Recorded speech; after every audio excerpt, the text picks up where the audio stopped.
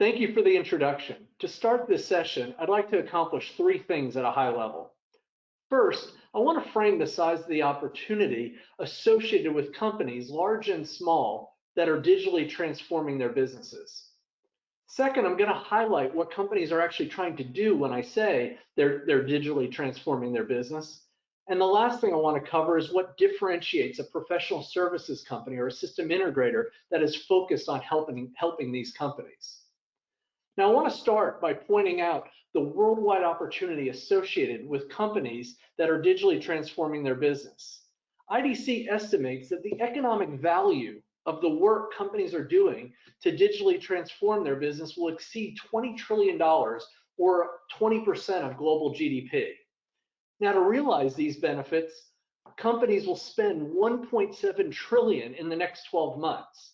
Now, this, of course, is an all-in number that includes all the technology and related services and people to implement and manage these digital initiatives. Now, the numbers are really large because 60% of all enterprises have articulated an organization-wide digital platform strategy and are in the process of implementing that strategy as the new IT core for competing in the digital economy.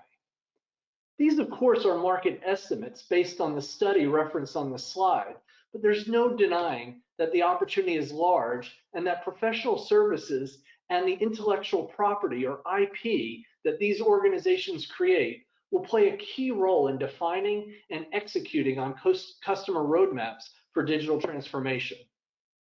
Since I talk about a large market with wide-scale business participation, I think it would be worth framing what customers are trying to accomplish when we talk about digitally transforming their business.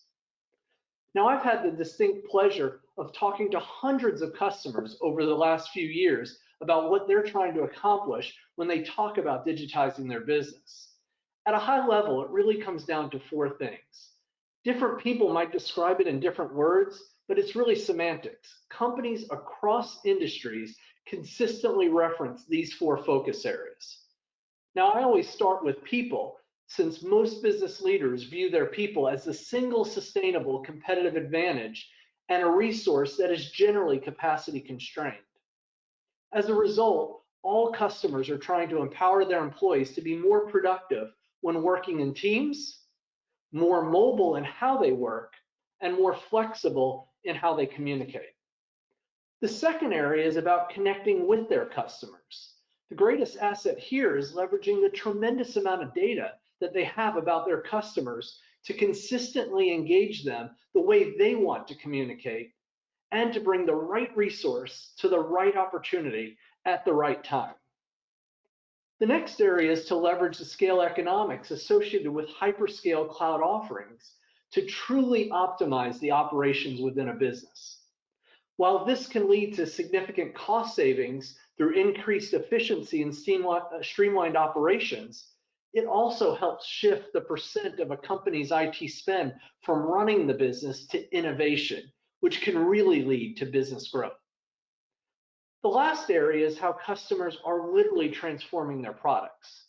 This can be new approaches to product development, new routes to market, and new revenue streams. What brings so much potential to these four areas is first and foremost data at the core. You see, data is the new currency in a digitized world.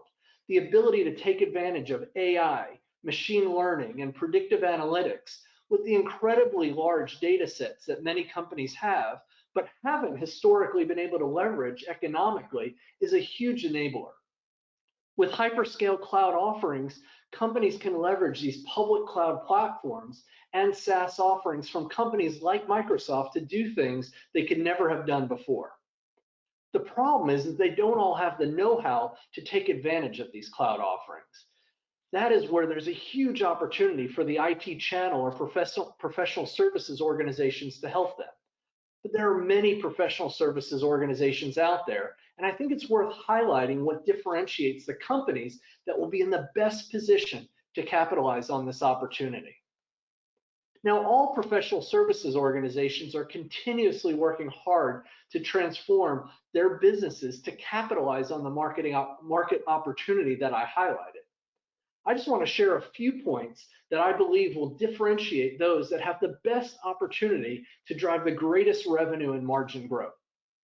You can see that I labeled the left side of the slide as table stakes. Now, this doesn't mean that these companies are running a bad business. Quite the contrary. My starting point are the companies that have a great track record of strong services delivery, have the necessary vendor relationships to take advantage of the core benefits that these vendors provide in their partner programs. They have a strong focus on the customer and see repeat business as a result. And lastly, they've started to deliver on cloud-oriented projects. I can assure you there are many companies that can't check all of these boxes. But if I'm framing an IT channel partner that will be successful in this market going forward, this is the bare minimum. And this scale that I show on this slide is what will help differentiates what will help some of them thrive. Now, the first level of differentiation that I would highlight as you move from left to right on the slide is in the category of excellence in what they do. I highlight depth of employment capability, which can be captured in terms of certifications. I highlight recognition in terms of awards that the companies receive that show they stand out in the vendor's partner networks. It can also include their engagement in specialized programs with these vendors, like advisory councils or national programs. The last would be how diverse they are in terms of market and industry.